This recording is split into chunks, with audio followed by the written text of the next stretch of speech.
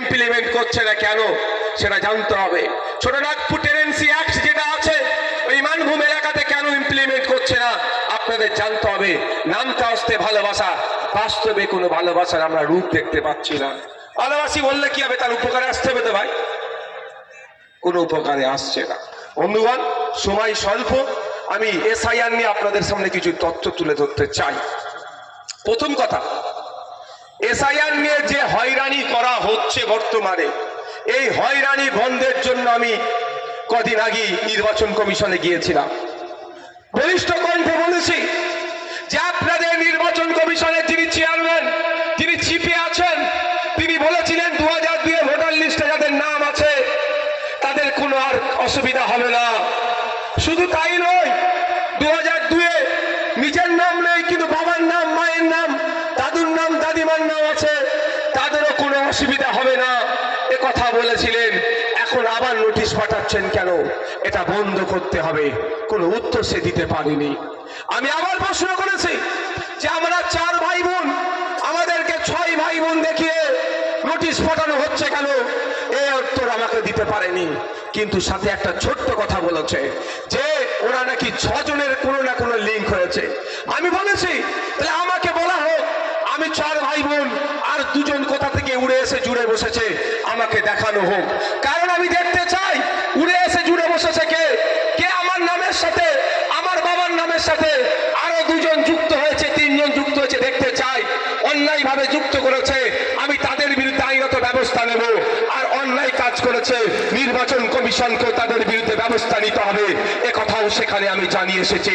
নির্বাচন কমিশনকে বলেছি তথ্য দিতে হবে, আমাদেরকে তথ্য দিতে হবে।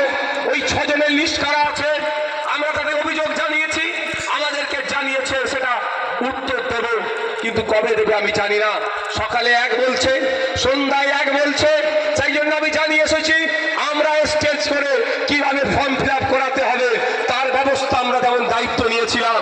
আপনারা যদি সহজ সরল নিরীহ দলিত আদিবাসী মুসলমানদেরকে এই হিয়ারিং এর নামে এই রকম চূড়ান্ত অপমান করেন, হিয়ারিং এর নামে অহেতুক হয়রানি করেন, তাহলে কিন্তু আমরা স্টেজ বেঁধে আপনার অফিসের সামনে বসে থাকবো, আপনাকে আমরা পার হতে দেব না।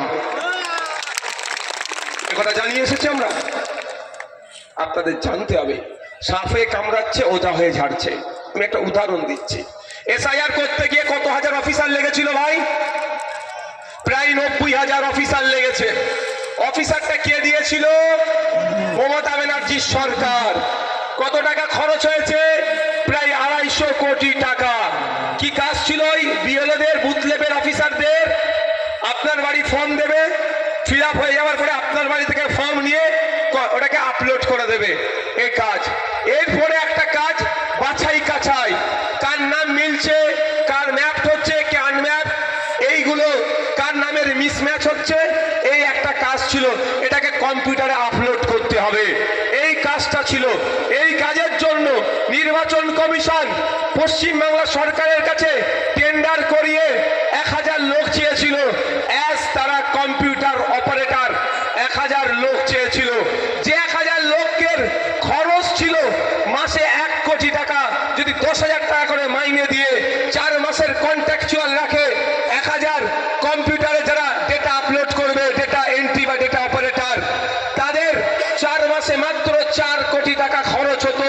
আমার পশ্চিমবঙ্গ সরকার 1000 লোক দিল না, আর 4 কোটি টাকাও দিল না। এই আমরা 1000 কোটি টাকাই 1000 লোক না দেওয়ার ফলে এই যে আমরা এখানে বসে আছি, দেখা যাবে প্রত্যেকের বাড়িতে এসআইআর এর নোটিশ গিয়েছে। এমন একটা বাড়ি নাই যার বাড়িতে এসআইআর এর নোটিশ আসেনি। সে মুসলমানদের বাড়িতে সব থেকে বেশি এসেছে, তারপরে গরিব হিন্দু তথা দলিতদের বাড়িতে নোটিশ এসেছে, আর আদিবাসী ভাইদের বাড়িতে। এই 3 সমাজের মানুষের বাড়িতে সব থেকে বেশি নোটিশ এসেছে। এই নোটিশ আসার অন্যতম একটা কারণ হচ্ছে নামের মিসম্যাচ হিসাবে দেখাচ্ছে, নামের বানান ভুল হয়েছে এটা দেখাচ্ছে। একটা ফুল স্টপ পড়েনি, বাড়িতে নোটিশ এসে গেছে। রফিক বানান আর ও এফ আই কিউ কেউ লেখে, কে লেখে, কোন ডকুমেন্টসে আছে কিউ আছে বা কোনোতে কে আছে, এইটুকু ভুলের জন্য নোটিশ চলে এসছে। একদম হয়রানি করা হচ্ছে। আমার তো মনে হয় যে নোটিশগুলো এসেছে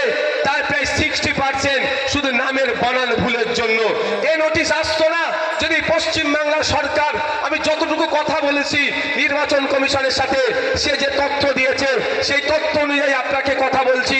তাদের বক্তব্য যে আমরা 1000 কম্পিউটার অপারেটর চেয়েছিলাম, যাদের কাজ ছিল এটাকে আপলোড করা, ফলে কম্পিউটার অপারেটর দেয়নি, এআই এর সহযোগিতা নিয়েছে। আর এআই এর সহযোগিতা নিয়ে আমাদের কপালে বাজ হয়েছে, আমাদেরকে রাস্তায় লাইন দিতে হচ্ছে। কিন্তু আমার প্রশ্ন, খেলা মেলা করে মমতা ব্যানার্জি হাজার হাজার কোটি টাকা অপাত্রে দান করছে, যেগুলো প্রয়োজন নয় সেগুলো হাজার হাজার কোটি টাকা নষ্ট করছে। তাহলে মাত্র 4 কোটি টাকা দিলে, মাত্র 1000 এক কম্পিউটারের ডেটা অপারেটর দিলে, তাহলে কিন্তু এই দুর্দিন আমাদের দেখতে হতো না। এটা আমি বলছি না, নির্বাচন কমিশনের এখানে